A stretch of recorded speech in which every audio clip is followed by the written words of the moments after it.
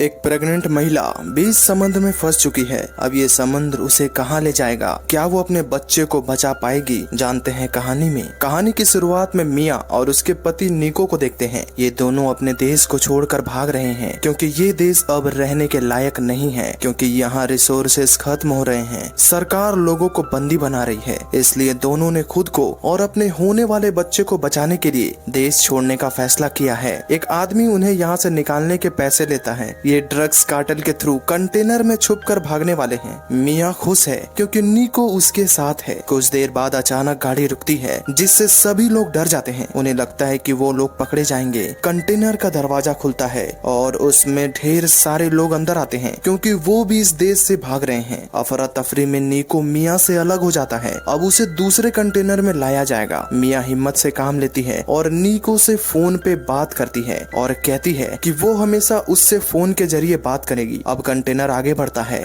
और फिर से कुछ दूर जाके रुकता है। इस बार कंटेनर को सिक्योरिटी वाले रोकते हैं। कंटेनर की चेकिंग होती है, जहां एक चालाक ऑफिसर समझ जाता है कि इसमें लोग हैं। वो उन्हें बाहर आने को कहता है, पर कोई बाहर नहीं निकलता है। वो उन्हें वार्न करता है कि अगर सभी लोग नहीं आए तो वो उन्हें गोली मार देगा। तभी एक छोटी लड़की बाहर निकलती है। उसे लगता है कि वो बच जाएगी, पर उसे गोली मार दिया जाता है। मिया चालाकी दिखाती है और कंटेनर में रखे बॉक्स के ऊपर चढ़ जाती है। तभी ऑफिसर सभी को मारने का आदेश देता है और वहाँ नरसंहार शुरू होता है। सभी को गोलियों से भून दिया जाता है। एक छोटी बच्ची जिंदा बचती है, उसे भी वो लोग नहीं छोड़ते हैं। मरने वालों में ज्यादातर प्रेग्नेंट महिला थी। मिया के अलावा सभी लोग मारे जा चुके हैं। अब कंटेनर को साफ करके वहाँ से भेज दिया जाता है। कुछ ही देर में उसे शिप में लोड कर दिया जाता है। मिया बिल्कुल शांत है और सो जाती है। अचानक एक जोरदार झटके से उसकी आंख खुलती है क्योंकि शिप समुद्र की लहरों में उछल रहा है। दरअसल समुद्र में तेज तूफान आया है, जिसकी वजह से शिप लहरों में गोते खा रहा है। मिया चीख चीख के लोगों से मदद मांगती है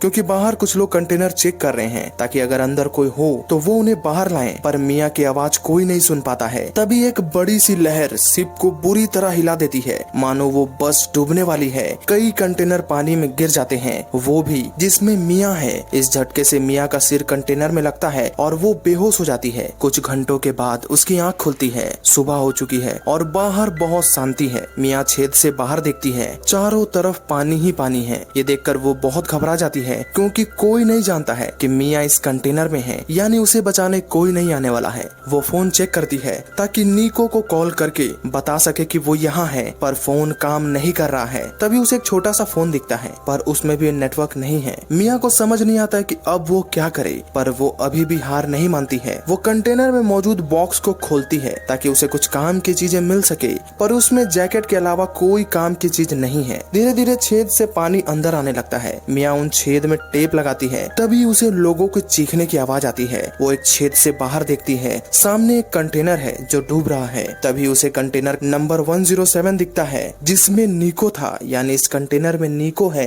वो उसे आवाज लगाती है। जैसे जैसे कंटेनर डूबता है वो परेशान होने लगती है। उसे समझ नहीं आता कि वो निको को कैसे बचाए। उसके पास उस कंटेनर को डूबते हुए देखने के अलावा कोई चारा नहीं है। तभी उसे याद आता है कि उसके पास एक छोटा फोन है जिसमें वो अपना सिम डालती है और निको को कॉल करती है, पर निको का कॉल नहीं लगता है। अब वो समझ चुकी है कि निको मर चुका है। उसे भी जीने का मन नहीं है, पर उसके पेट में एक छोटी सी जान है जो उसे जीने की हिम्मत दे रही है। थक के वो कोने में बैठ जाती है। वो परेशान है। उसे समझ नहीं आ रहा है कि वो यहाँ से कैसे निकले। तभी अचानक पूरे कंटेनर में पानी भरने लगता है और देखते ही देखते पूरा कंटेनर पानी से भर जाता है और मिया डूब जाती है। तभी अचानक उसकी आंख खुलती है। दरअसल ये एक सपना था, पर वो समझ जाती है कि अगर उसने जल्दी सभी छेद बंद नहीं किया तो वो सपना सच हो जाएगा। इसलिए वो एक और बॉक्स खोलती है ताकि उसमें कुछ मिले, पर उसमें भी सिर्फ खाली डब्बे हैं। वो फ्रस्ट्रेट हो जाती है क्योंकि ये डब्बे उसके कोई काम के नहीं हैं। तभी उसे आइडिया आता है। वो डब्बे के ढक्कन में मौजूद रबर को निकालती है और सभी छेद को बंद करती है। अब वो सभी बचे हुए सामान को इकट्ठा करती है। तभी फोन की घंटी बजती है। मिया कॉल उठाती है। फोन में निको है। उसकी आवाज सुनकर मिया के खुशी का ठिकाना नहीं होता है क्योंकि उसे लगा कि निको मर चुका है, पर वो बताता है कि वो शिप में उतर गया था। अब वो मिया से पूछता है कि वो कहाँ है। मिया बताती है कि उसे नहीं पता क्योंकि वो जिस कंटेनर में थी वो समुद्र के बीच में है, आसपास कुछ भी नहीं है। निको उसे हिम्मत देता है और कहता है कि तुम मेरा इंतजार करना, मैं तुम्हें ढूंढ लूंगा। मुझे पता है कि तुम कभी हार नहीं मानोगी। ये कहकर वो कॉल काट देता है। मिया कुछ खाती है। कुछ देर बाद वो देखती है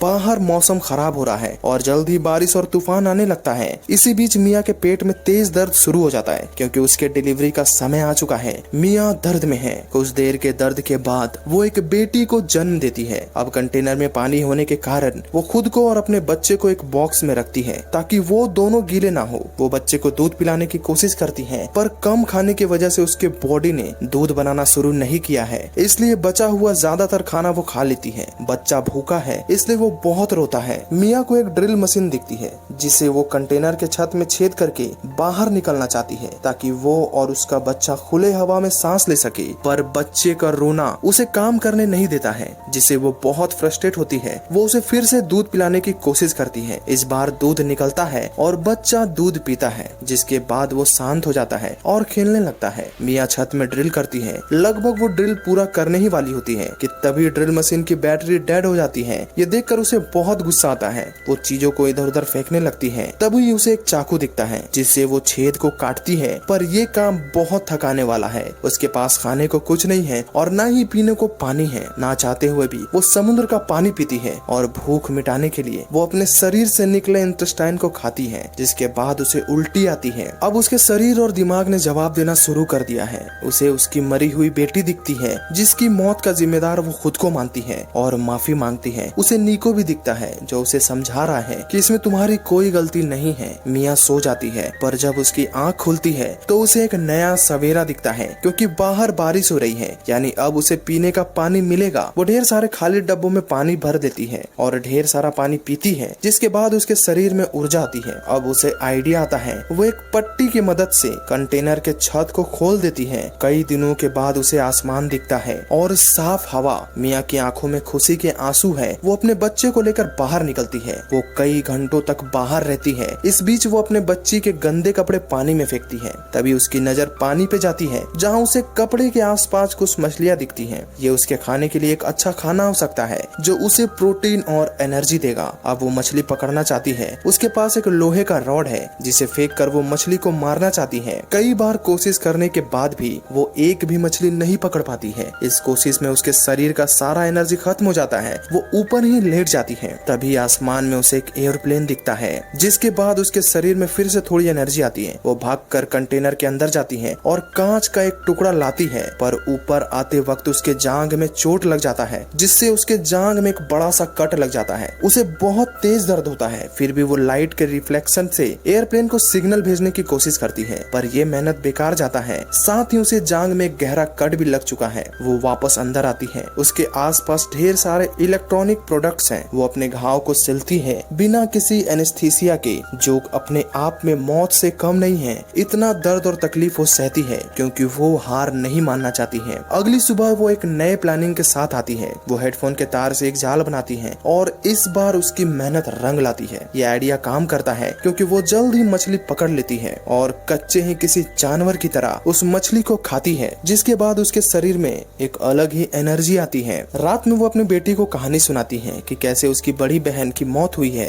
दरअसल वो अपनी माँ के साथ खेलना चाहती थी, पर मिया उसे बाहर जाने नहीं देना चाहती थी क्योंकि बाहर का माहौल बहुत खराब था। कई बार बुलाने के बाद भी मिया उसके साथ खेलने नहीं आती है, इसलिए उसकी बेटी अकेले बाहर चली जाती है और उसे सरकार के लोग उठा लेते हैं। अब मिया देखती है कि उसकी बच्ची को ठंड लग रही है। उसे ठंड से बचाने के लिए वो अल्कोहल के बोतल में आग लगा देती है, जिससे उसकी बेटी को थोड़ी गर्माहट मिलती है। अब वो अपनी बेटी को लेकर बाहर आती है और नीको को कॉल करती है। नीको का कॉल लग जाता है। वो उससे पूछती है कि तुम कब आओगे। तभी नीको बताता है कि उसे गोली लग चुकी है और उसके पास ज्यादा टाइम नहीं है। ये सुनकर मिया कहती है कि तुम्हें हिम्मत से काम लेना होगा क्योंकि हम दोनों को तुम्हारी जरूरत है। नीको कहता है कि कौन दोनों। मिया बताती है कि उसने एक बेटी को जन्म दिया है जिसका नाम उसने नोहा रखा है। ये नाम नीको ने दिया था। मिया उसे बताती है कि कैसे समुद्र में वो अपनी बेटी के साथ सरवाइव कर रही है, पर नीको कहता है कि मुझे माफ करना, यानी नीको नहीं बच सकता है। मिया के आंखों में आंसू है, नीको के आंखों में भी आंसू है। वो भी रोता है और खुद को कोसता है कि वो अभी अपने परिवार के साथ क्यों नहीं है। वो समझ जाती है कि उसे ही अकेले अपनी बेटी को बचाना होगा। मिया अगले दिन से पूरी प्लानिंग के साथ काम करती है। वो कई मछलियों को पकड़कर बॉक्स में रखती है और एक बेड़ा बनाती है क्योंकि जल्द ही वो कंटेनर डूबने वाला है। तभी वो कंटेनर के अंदर जाती है जो करीब करीब डूब चुका है। उसने अपने सारे काम की चीज को निकाल लिया है, पर उसकी बेटी की तस्वीर अभी भी अंदर है जिसे वो लेना चाहती है। वो तस्वीर लेने के लिए अंदर जाती है, लेकिन उसका पैर रस्सी रस्सी में फंस जाता है और अब कंटेनर भी पूरी तरह डूब चुका है। वो एक चाकू से रस्सी को काटने की कोशिश करती है पर उसके पास ज्यादा समय नहीं है। आखिरी सांस में वो रस्सी काट लेती है और तैर के ऊपर आ जाती है। अब वो अपनी बेटी नोआ को ढूंढती है जो उसे कहीं नहीं दिख रही है। उसका पालना बह चुका है और अंधेरे के कारण वो देख नहीं पा रही है।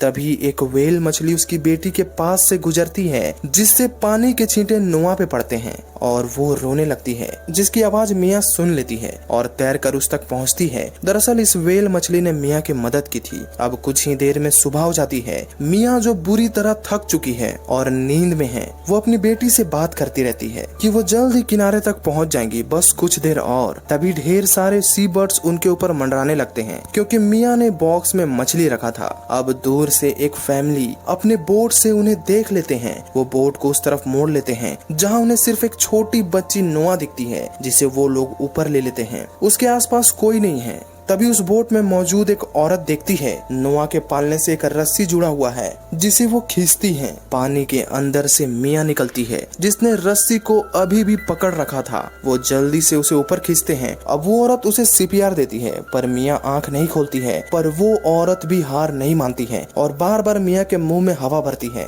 आखिरकार मिया होश में आ जाती है और अपनी बेटी को ढूंढने लगती है। वो औरत उसे शांत करवाती है और उसकी बेटी को उसे देती है। मिया उसे अपने गले से लगा लेती है। मिया अपने आसपास देखती है। कई दिनों बाद उसने इंसानों को देखा था। उसे अभी भी यकीन नहीं हो रहा है कि क्या जो वो देख रही है ये सच है। वो औरत कहती है कि अब तुम सेफ हो, चिंता मत करो। ये सुनकर मिया की आंखों में आंसू आ जाते हैं। ये खुशी के आंसू है। उसके हार ना मानने के जुनून ने उसे और उसकी बेटी को एक नई जिंदगी दी थी। इसी के साथ मूवी यही खत्म होती है। आशा करता हूँ कहानी आपको पसंद आई होगी। इसी तरह के बेहतरीन मूवी एक्सप्लेनेशन देखने के लिए मेरे चैनल को सब्सक्राइब करें। मिलता हूँ आपसे अगले वीडियो में।